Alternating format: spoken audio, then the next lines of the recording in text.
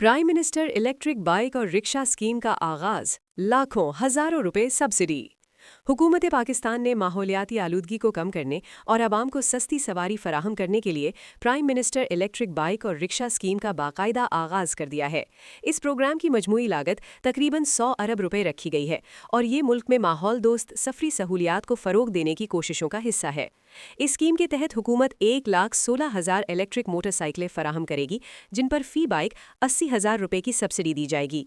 Electric रिक्शों के लिए फ़ी rickshaw 4 lakh रुपए सब्सिडी रखी गई है। हुकूमत का हदफ है कि जून 2026 तक 76,000 इलेक्ट्रिक बाइक्स सड़कों पर लाई जाएं। इस स्कीम में 18 से 65 साल की उम्र के पाकिस्तानी शहरी अहल होंगे, जिनके पास ड्राइविंग लाइसेंस और साफ मालियाती रिकॉर्ड मौजूद हो। खवातीन की हौसला अफजाई के लिए प्रोग्राम में 25% बाइक्स का कोटा मुख्तस किया गया है, ताकि खवातीन भी इस माहौलियाती और सस्ती ट्रांसपोर्ट के फ़वाइद हासिल कर सकें। इस प्रोग्राम का मकसद ईंधन के अखराजात में कमी, जहरीली गैसों के अखराज पर काबू पाना और पायदार सफरी सहूलियात फराहम करना है। माहिरीन का कहना है कि ये इक़दाम मुल्क में माहौल दोस्त और सस्ती ट्रांसपोर्ट की जानिब एक बड़ा संग मील साबित होगा और शहरियों में बर्क़ी सवारी के इस्तेमाल को फ़रोग़ देगा।